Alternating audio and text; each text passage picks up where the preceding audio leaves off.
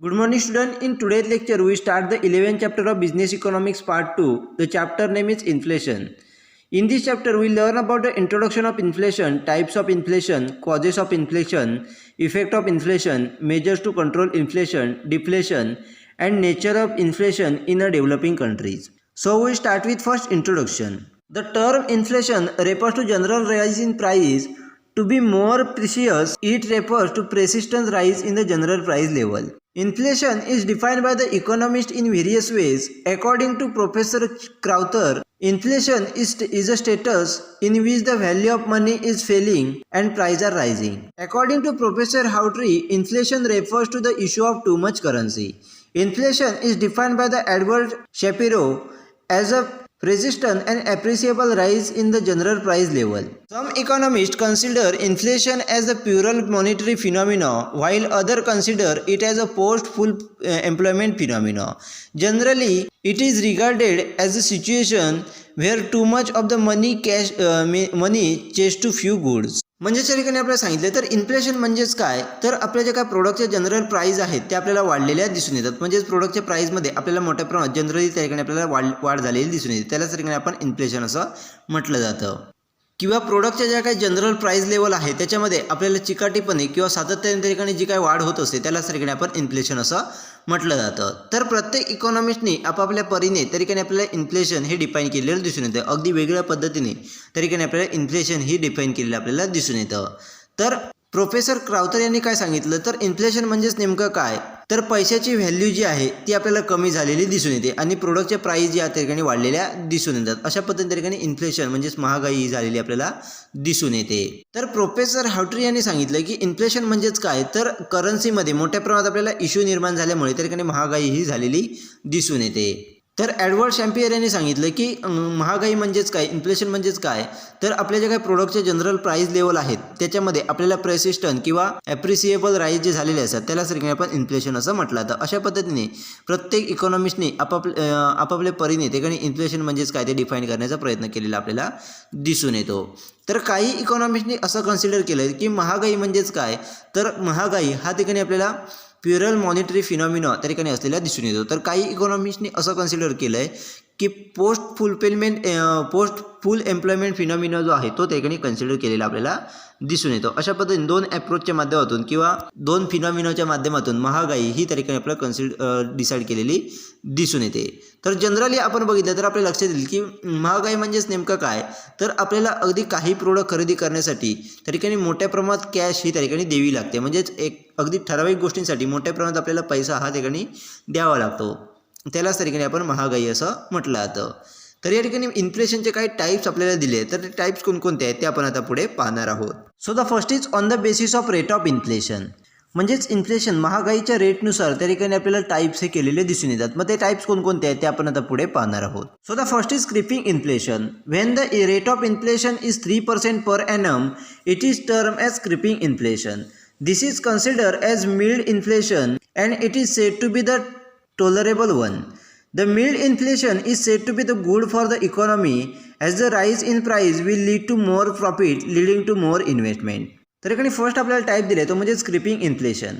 म्हणजे ज्या वेळेला महागाईचा रेट हा 3% पर एनम असतो, म्हणजेच दरवर्षी त्याकडे 3% महागाई वाढत असते, त्यालाच त्या ठिकाणी आपण क्रीपिंग इन्फ्लेशन असं म्हटलं जातं. आणि या इन्फ्लेशनला त्या ठिकाणी आपल्याला मिल्ड इन्फ्लेशन असं कन्सिडर केलं जातं. त्याचबरोबर या इन्फ्लेशनला त्या ठिकाणी टॉलरेबल वन असं देखील म्हटलं जातं. तर मिड इन्फ्लेशन जे आहे ते प्रत्येक इकॉनॉमीसाठी चांगलं असलेलं आपल्याला दिसून येतं, कारण त्या ठिकाणी प्राइस लेवल वाढल्यामुळे त्या ठिकाणी जास्त प्रमाणात आपल्याला प्रॉफिट हे त्या ठिकाणी झालेलं दिसून येतं आणि त्याच्या माध्यमातून मोठ्या प्रमाणात इन्व्हेस्टमेंट हे झालेल्या दिसून येतात. त्यामुळे क्रीपिंग इन्व्हेस्टमेंट ही प्रत्येक इकॉनॉमीसाठी आपल्याला चांगली असलेली दिसून येते. Next is walking inflation. When the inflation rate is between 3 to 6%, it is termed as walking inflation. Professor Samuelson clubbed the creeping and walking inflation together and termed it is a moderate inflation. According to him, moderate inflation should not be allowed to become a galloping inflation.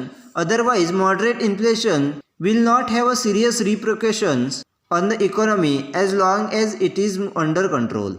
Next ठिकाणी आपल्याला type दिला आहे तो म्हणजेच walking inflation. तर walking inflation केव्हा असते, तर ज्या वेळेला इन्फ्लेशन रेट म्हणजेच महागाईचा रेट हा प्रतिवर्षी 3 ते 6% मध्ये असतो त्यावेळेला त्याला वॉकिंग इन्फ्लेशन असं म्हटलं जातं. तर प्रोफेसर सॅम्युएल्सन यांनी क्रिपिंग इन्फ्लेशन आणि वॉकिंग इन्फ्लेशन एकत्र करून त्याचं क्लबिंग करून त्याला मॉडरेट इन्फ्लेशन असं नाव दिलं. त्याचबरोबर त्यांनी असं सांगितलं की मॉडरेट इन्फ्लेशन जे आहे ते आपल्याला गॅलोपिंग इन्फ्लेशन त्या ठिकाणी अलाव करताना दिसून येत नाही. त्याचबरोबर मॉडरेट इन्फ्लेशनच्या माध्यमातून त्या ठिकाणी आपल्या इकॉनॉमीवरती कोणत्याही प्रकारचे ठिकाणी परिणाम हे त्या ठिकाणी आपल्याला झालेले दिसून येत नाही. कारण ही जी इन्फ्लेशन जे आहे ते पूर्णपणे आपल्याला कंट्रोलमध्ये अंडर कंट्रोल त्या ठिकाणी असलेलं दिसून येतं. Next is running inflation. When the rate of inflation is between 10 to 20% it is called as running inflation. Next त्या ठिकाणी आपल्याला टाईप दिला तो म्हणजेच रनिंग इन्फ्लेशन. तर रनिंग इन्फ्लेशन केव्हा असतं तर ज्या वेळेला महागाईचा रेट हा त्या ठिकाणी 10 ते 20% त्या ठिकाणी वार्षिक असतो त्यावेळेला त्याला रनिंग इन्फ्लेशन असं म्हटलं जातं. म्हणजेच पूर्ण वर्षामध्ये महागाईचा रेट हा त्या ठिकाणी 10 ते 20% असतो त्यालाच त्या ठिकाणी आपण रनिंग इन्फ्लेशन असं म्हटलं जातं. Next is galloping inflation. Here the price rise will be more than 20%.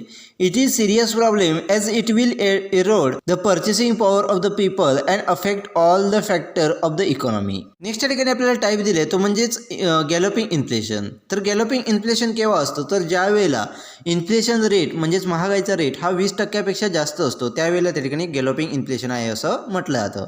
आणि हा त्या ठिकाणी प्रत्येक इकॉनॉमीमध्ये एक सिरियस प्रॉब्लेम त्या ठिकाणी आपल्याला असलेला दिसून येतो. कारण याच्या माध्यमातून लोकांची जी काही पर्चेसिंग पॉवर आहे याच्यामध्ये मोठ्या प्रमाणात आपल्याला इफेक्ट झालेला दिसून येतो किंवा लोकांची जी काही पर्चेसिंग पॉवर जी आहे ती आपल्या ठिकाणी कमी झालेली दिसून येते. आणि त्याच्या माध्यमातून त्या ठिकाणी पूर्ण इकॉनॉमीमध्ये जे काही वेगळ्या प्रकारचे सेक्टर आहेत त्या प्रत्येक सेक्टरवरती त्याचा इफेक्ट झालेला आपल्याला दिसून येतो.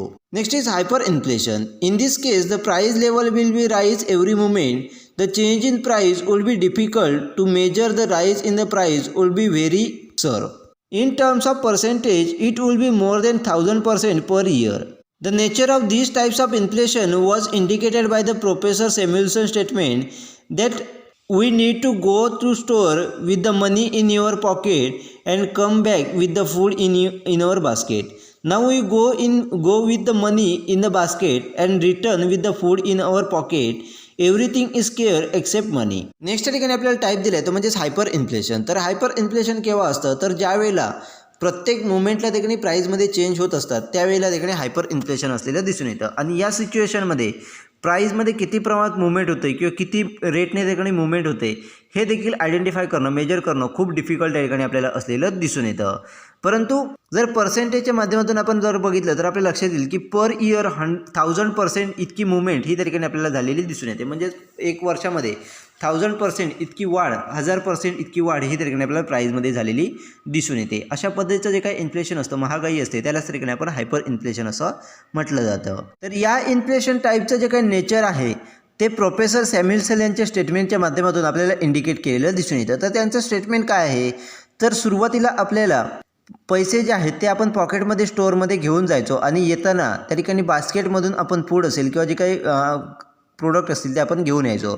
परंतु सध्या जर बघितलं तर आपल्याला लक्षात येईल की आपल्याला पैसे हे बास्केटमधून घेऊन जावे लागतील आणि फूड्स असतील किंवा आयटम जे असतील किंवा जे काही गुड्स असतील हे त्या ठिकाणी आपण पॉकेटमधून घेऊन येऊ शकतो. अशा पद्धतीची परिस्थिती त्या ठिकाणी आपल्याला असलेली दिसून येते असं सॅम्युएल्सन यांनी सांगितलेलं दिसून येतं. आणि ही सिच्युएशन अगदी त्या ठिकाणी आपल्याला हायपर इन्फ्लेशनमध्ये असलेली दिसून येते.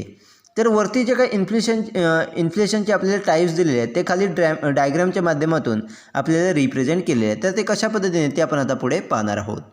तर या ठिकाणी आपल्याला 11.1 या डायग्रामच्या माध्यमातून वरचे जे काही टाईप्स आहेत ते रिप्रेझेंट केलेले आहेत. त्यामध्ये एक्स ॲक्सिसवरती आपल्याला टाईम किंवा इयर्स दिलेला आहे आणि त्याच्यानंतर वाय ॲक्सिसवरती आपल्याला percentage increase in price level त्या ठिकाणी आपल्याला दिलेलं आहे. म्हणजेच त्यावरून आपल्याला लक्षात येईल की जसा टाईम त्या ठिकाणी वाढत जातो आहे त्या पद्धतीने त्या ठिकाणी आपल्याला पर्सेंटेज जे आहे त्या ठिकाणी वाढत गेलेले दिसून येतात. परंतु फर्स्ट टाईपमध्ये आपण बघितलं तर क्रिपिंग इन्फ्लेशनमध्ये बघितलं तर रेट जो आहे तो हळूहळू त्या ठिकाणी आपल्याला वाढताना दिसून येतो आहे. परंतु वॉकिंग इन्फ्लेशनमध्ये क्रेपिंग इन्फ्लेशनपेक्षा जास्त प्रमाणात रेट हा वाढलेला आपल्याला दिसून येतो. म्हणजेच महागाई ही जास्त वाढलेली दिसून येते. आणि रनिंग इन्फ्लेशन जे आहे ते वॉकिंग इन्फ्लेशनपेक्षा आपल्याला मोठ्या प्रमाणात वाढलेलं दिसून येतं. आणि त्याच्याहीपेक्षा जास्त प्रमाणात अगदी त्या ठिकाणी टॉप लेवलला त्या ठिकाणी आपल्याला हायर इन्फ्लेशन अगदी फास्टर ग्रोथ त्या ठिकाणी आपल्याला झालेली दिसून येते. अशा पद्धतीने इन्फ्लेशनचे टाईप्स हे त्या ठिकाणी आपल्याला रेट ऑफ इन्फ्लेशनच्या माध्यमातून केलेले दिसून येतात. Next is on the basis of government intervention. Inflation is classified into the open inflation and repressed inflation based on the government response. Repressed inflation is one which the government it take a measure to control inflation. Open inflation refers to the situation where the government do not interface in the controlling inflation. It is left to the market force to regulate the rise in the price. Next त्या ठिकाणी आपल्याला type दिले तर म्हणजेच on the basis of government intervention, म्हणजेच government इंटरव्हेन्शनवरून त्या ठिकाणी आपल्याला महागाईचे टाईप केलेले दिसून येतात. त्यामध्ये दोन टाईप्स आपल्याला दिलेले आहेत, ते म्हणजेच ओपन इन्फ्लेशन आणि रिप्रेस इन्फ्लेशन. तर रिप्रेस इन्फ्लेशन म्हणजेच काय, तर ज्याच्यामध्ये महागाई ही कंट्रोल करण्यासाठी गव्हर्नमेंट ही वेगळ्या प्रकारचे ॲक्शन त्या ठिकाणी घेत असते किंवा गव्हर्नमेंटच्या काही ॲक्शनच्या माध्यमातून त्या ठिकाणी आपल्याला महागाई ही आहे ती कंट्रोलमध्ये करण्याचा प्रयत्न केला जातो, त्यालाच त्या ठिकाणी रिप्रेस इन्फ्लेशन असं म्हटलं जातं. परंतु ओपन इन्फ्लेशनमध्ये गव्हर्नमेंट कोणत्याही प्रकारचे ठिकाणी इंटरव्हेन्शन किंवा कोणत्याही प्रकारचं पार्टिसिपेशन हे घेताना दिसून येत नाही. म्हणजेच महागाई जी आहे ती कंट्रोल करण्यासाठी गव्हर्नमेंटच्या माध्यमातून कोणत्याही प्रकारचे इनिशिएटिव्स हे आपल्याला घेतलेले दिसून येत नाही. ते पूर्णपणे आपल्याला मार्केट फोर्सवरती जी काही प्राईस लेवल वाढलेली असते ती आपल्याला रेग्युलेट केलेली दिसून येते. अशा पद्धतीने गव्हर्नमेंट इंटरव्हेन्शनच्या बेसिसवरती दोन टाईप्स आपल्याला केलेले दिसून येतात. Next is on the basis of coverage, inflation is divided into the sporadic inflation and comprehensive inflation. When the inflation occur in the particular sector of economy, it is said to be the sporadic in nature. If it cover the entire economy, it is termed as the comprehensive inflation. म्हणजेच तरी next आपल्याला type दिला आहे तो म्हणजेच on the basis of coverage, म्हणजेच महागाई ही आहे ती किती सेक्टर त्याकडे कव्हर करते किंवा किती एरिया कव्हर करते त्याच्यावरती त्याचे टाईप्स आपल्याला पडलेले दिसून येतात. त्यामध्ये दोन टाईप्स आपल्याला दिलेले आहेत, ते म्हणजे स्पोरॅडिक इन्फ्लेशन अँड कम्प्रेहेन्सिव्ह इन्फ्लेशन. तर स्पोरॅडिक इन्फ्लेशन कधी असतं, तर ज्या वेळेला महागाईच्या माध्यमातून ठराविक सेक्टर जे आहे त्याच्यावरती इफेक्ट आपल्याला झालेला दिसून येतो किंवा ठराविक सेक्टरमध्ये सरीकडे आपल्याला महागाई वाढलेली दिसून येते, त्याला आपण त्या ठिकाणी स्पोरॅडिक इन्फ्लेशन असं म्हटलं जातं. परंतु ज्या वेळेला पूर्ण इकॉनॉमीमध्ये त्या ठिकाणी महागाई वाढलेली दिसून येते किंवा महागाईचा इफेक्ट हा पूर्ण इकॉनॉमीमध्ये आपल्याला दिसून येतो त्यावेळेला त्या ठिकाणी कम्प्रेहेन्सिव्ह इन्फ्लेशन असं म्हटलं जातं. अशा पद्धतीने कव्हरेज बेसिसवरती त्या ठिकाणी आपल्याला इन्फ्लेशनचे महागाईचे टाईप्स केलेले दिसून येतात. The time period is also used to classify inflation as peacetime inflation, wartime inflation, and post-war inflation. Peacetime inflation occurred due to the excessive expenditures of the government. When the government invests on the number of projects, money supply increase and demand for goods and services also start increasing. If the supply is not forthcoming, then the price tend to rise. This is termed as a peacetime inflation. तर या ठिकाणी next आपल्याला दिले ते म्हणजे time period. तर time पिरियडनुसार देखील आपल्या ठिकाणी इन्फ्लेशनचं क्लासिफिकेशन केलेलं दिसून येतं. मग त्या ठिकाणी फर्स्ट आहे ते म्हणजेच पेस टाईम इन्फ्लेशन, सेकंड आहे ते म्हणजेच वॉर टाईम इन्फ्लेशन आणि थर्ड आहे ते म्हणजेच पोस्ट वॉर इन्फ्लेशन.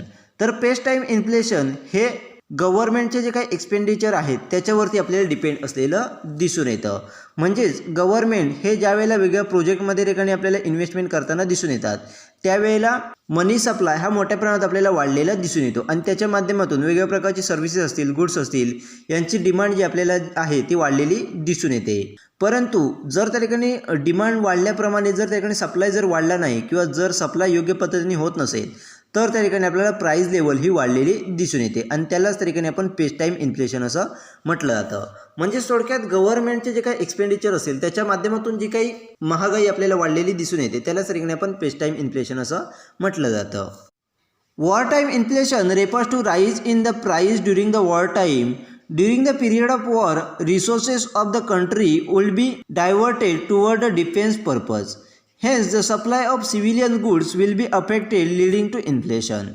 नेक्स्ट या ठिकाणी आपल्याला टाईम पिरियडनुसार टाईप दिला आहे तो म्हणजेच वॉर इन्फ्लेशन. तर वॉर टाईम इन्फ्लेशन म्हणजेच काय, तर कंट्रीमध्ये वॉर चालू असताना, युद्ध चालू असताना जे काही इन्फ्लेशन महागाई वाढलेली असते त्यालाच ठिकाणी आपण वॉर टाईम इन्फ्लेशन असं म्हटलं जातं. म्हणजेच आपल्या लक्षात येईल की ज्या वेळेला एखाद्या कंट्रीमध्ये युद्ध चालू असतं त्यावेळेला वेगळ्या प्रकारचे रिसोर्सेस जे आहेत ते डिफेन्स पर्पजसाठी आपल्याला यूज केलेले दिसून येतात किंवा त्याच्याकडे सर्व रिसोर्सेस हे डायव्हर्ट केलेले आपल्याला दिसून येतात आणि याच्या माध्यमातून कंट्रीमध्ये जे काय आपल्याला सिव्हिलियन गुड्स जे आहेत त्याचा सप्लाय कुठेतरी आपल्याला कमी झालेला दिसून येतो किंवा त्याच्यावरती कुठेतरी आपल्याला अफेक्ट झालेला दिसून येतो आणि याच्या माध्यमातून महागाई ही वाढलेली दिसून येते. त्यालाच त्या ठिकाणी आपण वॉर टाईम इन्फ्लेशन असं म्हटलं जातं. म्हणजे थोडक्यात आपल्याला लक्षात येईल की एखाद्या कंट्रीमध्ये युद्ध चालू असताना त्या ठिकाणी जी काय महागाई वाढते त्या महागाईला वॉर टाईम इन्फ्लेशन असं म्हटलं जातं. In the post-war period, the pent-up demand for the people gets released. It leads to more demand for the goods and services, resulting in the rise in the price level. Next त्या ठिकाणी आपल्याला time पिरियडनुसार type दिला आहे तो म्हणजेच post war inflation. म्हणजे ज्यावेळेला युद्ध संपतं आणि त्या युद्धाच्या माध्यमातून वेगवेगळ्या लोकांवरती आपल्याला इफेक्ट झालेला दिसून येतो, म्हणजे त्याच्या जीवनावरती इफेक्ट झालेला आपल्याला दिसून येतो. तर त्या लोकांना परत स्टेबल करण्यासाठी वेगवेगळ्या प्रकारचे गुड्स असतील, सर्व्हिसेस असतील, त्याची डिमांड आपल्याला वाढलेली दिसून येते आणि त्याचा इफेक्ट हा आपल्या ठिकाणी आपल्याला प्राईस लेवलवरती झालेला दिसून येतो. अशा पद्धतीने युद्ध संपल्याच्या नंतर ज्या लोकांना युद्धाचा त्रास झाला आहे किंवा त्यांच्यावरती इफेक्ट झाला आहे तो भरून काढण्यासाठी जी काही डिमांड त्या ठिकाणी वाढलेली दिसून येते आणि त्याच्या माध्यमातून जी काही प्राईस त्या ठिकाणी वाढत असते त्यालाच त्या ठिकाणी आपण पोस्ट वॉर इन्फ्लेशन असं म्हटलं जातं. अशा पद्धतीने टाईम पिरियडनुसार इन्फ्लेशन हे आपल्याला इन्फ्लेशनचे टाईप पडलेले दिसून येतात. Next is on the basis of causes inflation is of the following types. म्हणजेच त्या ठिकाणी वेगवेगळ्या कारणांच्या बेसवरती त्या ठिकाणी इन्फ्लेशन हे त्या ठिकाणी आपल्याला झालेलं दिसून येतं. मग ते कोणकोणते आहेत त्याचे टाईप्स आपल्याला पुढे दिलेले आहेत. ते कोणकोणते आहेत ते आपण आता पुढे पाहणार आहोत. So the first is credit inflation. When the commercial bank create a credit, it result in more money supply leading to more demand for the goods and services. If the supply of goods and services is not forthcoming, then the price will rise sharply. तर याकडे first आपल्याला type दिला आहे तो म्हणजेच credit inflation. तर credit inflation म्हणजेच काय, तर ज्या वेळेला कमर्शियल बँकेच्या माध्यमातून मोठ्या प्रमाणात क्रेडिट क्रिएशन केलं जातं त्यावेळेला आपल्याला मनी सप्लाय हा मोठ्या प्रमाणात झालेला दिसून येतो आणि ज्या वेळेला मनी सप्लाय हा मोठ्या प्रमाणात होतो त्यावेळेला वेगवेगळ्या प्रकारच्या गुड्स अँड सर्व्हिसेसची डिमांड ही त्या ठिकाणी आपल्याला वाढलेली दिसून येते. आणि जर समजा अशा वेळेला त्या ठिकाणी त्या गुड्सचा आणि सर्व्हिसेसचा योग्य पद्धतीने त्या ठिकाणी सप्लाय झाला नाही तर त्या ठिकाणी आपल्याला प्राईस मोठ्या प्रमाणात त्या ठिकाणी वाढलेली दिसून येते आणि याच्या माध्यमातून महागाई ही वाढलेली दिसून येते. अशा पद्धतीने क्रेडिट क्रिएशनच्या माध्यमातून जे काही इन्फ्लेशन होत असतं त्याला त्या ठिकाणी आपण क्रेडिट इन्फ्लेशन असं म्हटलं जातं. Next is scarcity inflation. The scarcity of the goods and services due to the fail in production और due to artificial hoarding lead to scarcity induced inflation. म्हणजे सर नेक्स्ट आपल्याला टाईप दिला आहे तो म्हणजे स्केअरसिटी इन्फ्लेशन. तर त्यामध्ये नेमकं काय होतं तर प्रोडक्शनमध्ये फॉल झाल्यामुळे त्या ठिकाणी आपल्याला वेगवेगळ्या प्रकारचे गुड्स अँड सर्व्हिसेसमध्ये आपल्याला स्केअरसिटी किंवा टंचाई भासलेली दिसून येते. तर काही वेळेला आर्टिफिशियल होर्डिंगच्या माध्यमातून त्या ठिकाणी आपल्याला वेगळ्या प्रकारचे गुड्स अँड सर्व्हिसेसमध्ये टंचाई निर्माण झालेली दिसून येते आणि याच्या माध्यमातून त्या ठिकाणी आपल्याला महागाई ही वाढलेली दिसून येते किंवा प्रोडक्टच्या किंवा सर्व्हिसेसच्या प्राईस या ठिकाणी वाढलेल्या दिसून येतात. त्यालाच त्या ठिकाणी आपण स्केअरसिटी इन्फ्लेशन असं म्हटलं जातं. Next is deficit inflation. When the government expenditure exceeds its revenue, it has a deficit budget. To meet the excess expenditure, it resorts to deficit financing. Deficit financing refers to the creation of new money by the central bank. Under the economic planning, many projects and schemes are launched by the government to accelerate the growth rate. These lead to more money supply and more demand for the goods and rise in the price level. This inflation due to deficit financing is called a deficit inflation. Next या ठिकाणी आपल्याला type दिला आहे तो म्हणजे deficit inflation. म्हणजेच त्या ठिकाणी आपल्याला लक्षात येईल की ज्या वेळेला गव्हर्नमेंट एक्सपेंडिचर हे त्या ठिकाणी गव्हर्नमेंटच्या रिव्हेन्यूपेक्षा जास्त असतात त्यावेळेला त्या ठिकाणी डिफिसिट बजेट हे त्या ठिकाणी आपल्याला असलेलं दिसून येतं. आणि हे जे काय एक्सेस एक्सपेंडिचर आहेत म्हणजे जादाचे एक्सपेंडिचर जे आहेत ते फुलफिल करण्यासाठी गव्हर्नमेंट हे वेगवेगळ्या रिसोर्सच्या माध्यमातून डिफिसिट फिनान्सिंग करताना आपल्याला दिसून येतं. तर डिफिसिट फिनान्सिंग म्हणजेच नेमकं काय, तर सेंट्रल बँकेच्या माध्यमातून न्यू मनी क्रिएशन केलं जातं. त्याचबरोबर वेगळ्या प्रकारचे इकॉनॉमिक प्लॅनिंगसाठी त्या ठिकाणी आपल्याला वेगवेगळ्या प्रकारचे प्रोजेक्ट असतील, त्याचबरोबर वेगवेगळ्या प्रकारच्या स्कीम ज्या आहेत त्या गव्हर्नमेंटकडून लॉन्च केल्या जातात आणि त्याच्या माध्यमातून ग्रोथ रेट कशा पद्धतीने वाढवता येईल याच्याकडे आपल्याला फोकस केलेला दिसून येतो. परंतु या सर्व सिच्युएशनमध्ये त्या ठिकाणी मनी सप्लाय जो आहे तो मोठ्या प्रमाणात आपल्याला वाढलेला दिसून येतो आणि ज्यावेळेला मनी सप्लाय वाढतो त्यावेळेला ॲटोमॅटिकली आपल्याला गुड्स अँड सर्व्हिसेसच्या डिमांड ह्या वाढलेल्या दिसून येतात आणि ज्यावेळेला गुड्स अँड सर्व्हिसेसची डिमांड वाढते त्यावेळेला जर सप्लाय योग्य पद्धतीने झाला नाही तर त्याची प्राईस देखील आपल्याला वाढलेली दिसून येते. अशा पद्धतीने ज्यावेळेला डिफिसिट फिनान्सिंगच्या माध्यमातून महागाई वाढते किंवा प्रोडक्टच्या प्राईस ज्या वाढतात त्यावेळेला त्या ठिकाणी डिफिसिट इन्फ्लेशन असं म्हटलं जातं. म्हणजेच थोडक्यात त्या ठिकाणी आपल्याला लक्षात येईल की गव्हर्नमेंटच्या डिफिसिट बजेटमुळे किंवा डिफिसिट फिनान्सिंगच्या माध्यमातून ज्यावेळेला महागाई वाढते त्यावेळेलाच त्या ठिकाणी आपण डिफिसिट इन्फ्लेशन असं म्हटलं जातं. Is currency inflation. When the supply of money is more than the supply of goods and services, then the price tend to be rise, which is known as currency inflation.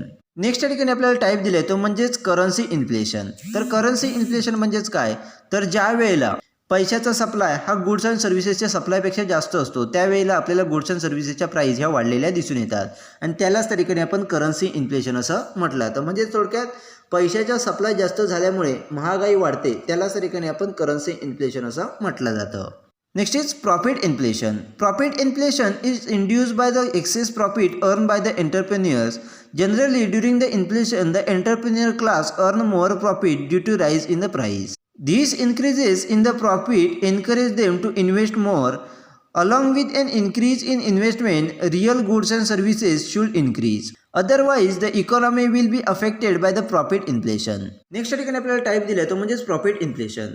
म्हणजे ज्या वेळेला मोठ्या प्रमाणात आपल्याला वेगळ्या प्रकारच्या एंटरप्रेन्युअरला प्रॉफिट होतो त्याच्या माध्यमातून जे काही महागाई वाढते त्यालाच ठिकाणी आपण प्रॉफिट इन्फ्लेशन असं म्हटलं जातं. म्हणजेच आपल्या लक्षात येईल की महागाईच्या काळामध्ये एंटरप्रेन्युअरचं जे काही प्रॉफिट आहे ते मोठ्या प्रमाणात आपल्याला वाढलेलं दिसून येतं, कारण प्रोडक्टचे प्राईस लेवल जे आहे ते मोठ्या प्रमाणात वाढतात, त्यामुळे त्यांचं प्रॉफिट देखील त्या पद्धतीने आपल्याला वाढलेलं दिसून येतं. आणि ज्या वेळेला आपल्याला प्रॉफिट मोठ्या प्रमाणात होतं त्यावेळेला त्यांच्या माध्यमातून होणारी जी काही इन्व्हेस्टमेंट असेल ती देखील आपल्याला वाढलेली दिसून येते. आणि याच्या माध्यमातून रिअल गुड्स असतील किंवा सर्व्हिसेस असतील याच्यामध्ये मोठ्या प्रमाणात इन्व्हेस्टमेंट ही केलेली आपल्याला दिसून येते. आणि याच्या माध्यमातून त्या ठिकाणी आपल्याला प्रॉफिट इन्फ्लेशनचा इकॉनॉमीवरती इफेक्ट झालेला दिसून येतो. अशा पद्धतीने मोठ्या प्रमाणात प्रॉफिट जनरेट झाल्यामुळे जी काही महागाई त्या ठिकाणी झालेली दिसून येते त्यालाच त्या ठिकाणी आपण प्रॉफिट इन्फ्लेशन असं म्हटलं जातं.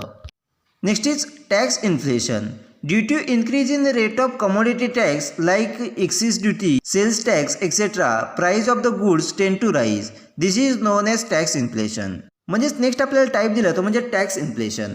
म्हणजे ज्या वेळेला वेगवेगळ्या कमोडिटीचा जो काही टॅक्स रेट आहे तो ज्या वेळेला वाढतो त्यावेळेला आपल्याला प्रोडक्टच्या प्राईस ह्या वाढलेल्या दिसून येतात. म्हणजेच एक्सेस ड्युटीच्या माध्यमातून असेल किंवा सेल्स टॅक्सच्या माध्यमातून असेल प्रोडक्टच्या प्राईस या ठिकाणी आपल्याला वाढलेल्या दिसून येतात. त्यालाच त्या ठिकाणी आपण टॅक्स इन्फ्लेशन असं म्हटलं जातं. म्हणजेच थोडक्यात आपल्याला लक्षात येईल की टॅक्स रेट वाढल्यामुळे प्रोडक्टच्या ज्या काही प्राईस वाढतात त्यालाच त्या ठिकाणी आपण टॅक्स इन्फ्लेशन असं म्हटलं जातं. Next is wage inflation or cost inflation. When the price rise due to the rise in the cost of production, it is said to be the cost inflation. Cost of production consists of the various components like wage, rent, interest, and normal profit. Of these, wage are the important component. Cash inflation often occur due to the rise in the wage rate of the worker. Next ठिकाणी आपल्याला type दिलं तर म्हणजेच veg inflation और cost inflation. म्हणजे ज्या वेळेला production cost ही वाढते आणि त्याच्या माध्यमातून महागाई वाढते त्यालाच ठिकाणी कॉस्ट इन्फ्लेशन असं म्हटलं जातं. तर कॉस्ट ऑफ प्रोडक्शन जी आहे ती वेगवेगळ्या फॅक्टरच्या माध्यमातून किंवा वेगवेगळ्या कॉम्पोनंटमुळे त्या ठिकाणी आपल्याला वाढलेली दिसून येते. मग त्या ठिकाणी वेतन असेल, त्याचबरोबर रेंट असेल, त्याचबरोबर इंटरेस्ट असेल किंवा नॉर्मल प्रॉफिट या वेगवेगळ्या कॉम्पोनंटच्या माध्यमातून कॉस्ट ऑफ प्रोडक्शन ही वाढलेली दिसून येते. परंतु यामध्ये वेतन जर बघितलं हा सगळ्यात महत्त्वाचा इम्पॉर्टंट फॅक्टर त्या ठिकाणी आपल्याला असलेला दिसून येतो. त्यामुळे कॉस्ट ऑफ इन्फ्लेशन जे आहे ते आपल्याला वर्करचं जे काही वेतन आहे ते वाढल्यामुळे मोठ्या प्रमाणात आपल्याला झालेलं दिसून येतं. अशा पद्धतीने वर्करचं वेतन वाढल्यामुळे किंवा कॉस्ट ऑफ प्रोडक्शन वाढल्यामुळे जी काही महागाई होते त्याला त्या ठिकाणी आपण वेज इन्फ्लेशन किंवा कॉस्ट इन्फ्लेशन असं म्हटलं जातं. Next is foreign trade induce inflation. When the country experiences export boom, if the supply does not keep pace with the demand for export, then the price will start shooting up. Moreover, increased export will lead to the more export earning. In this term will result in the rise in the price, which is termed as a export-induced inflation. This is one of the types of foreign trade inflation. Another types of inflation is import price, like a inflation wherein the rise in the price of the imported component will lead to rise in the price of the final product. This is known as import-induced inflation. Next ठिकाणी आपल्याला type दिले तर म्हणजेच foreign trade induce inflation. म्हणजे ज्या वेळेला आपल्या लक्षात येतं की एखाद्या कंट्रीच्या माध्यमातून मोठ्या प्रमाणात एक्सपोर्ट हा वाढलेला दिसून येतो आणि त्या प्रमाणात जर त्या ठिकाणी प्रोडक्टची सप्लाय होत नसेल म्हणजेच फॉरेन डिमांडनुसार त्या ठिकाणी प्रोडक्टचा सप्लाय होत नसेल तर मोठ्या प्रमाणात प्रोडक्टच्या प्राईस या वाढलेल्या दिसून येतात. म्हणजे थोडक्यात ज्या वेळेला फॉरेन एक्सपोर्ट हा ठिकाणी वाढतो आणि त्याच्या माध्यमातून त्या ठिकाणी प्राईस वाढतात त्यावेळेला त्या ठिकाणी एक्सपोर्टच्या माध्यमातून प्रोडक्टच्या प्राईस हे वाढलेले दिसून येतात. त्यालाच त्या ठिकाणी आपण एक्सपोर्ट इंड्यूस इन्फ्लेशन असं म्हटलं जातं.